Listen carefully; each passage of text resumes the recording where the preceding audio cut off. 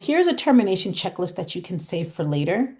And as I mentioned before, before you go into termination, just make sure to review these topics right here. So, as I mentioned, protected activity, leave requests, accommodation requests.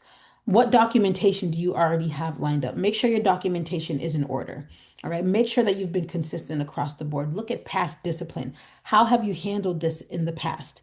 And what transpired or what occurred from it? All right.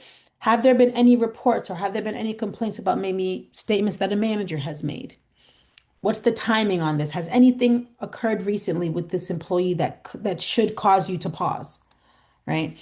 What about your separation logistics? Have you arranged final pay? Are there any severance considerations that you want to put on the table? But as you review this checklist, you also just want to make sure that one, this is not the first time, or during the termination meeting is not the first time you're looking at this checklist, but you want to make sure you review this checklist before you even pull the trigger on termination, because there have been instances where, risks were discovered while looking through this termination, and that caused the termination to be paused just simply from looking through this checklist and going through and making sure that everything was in order.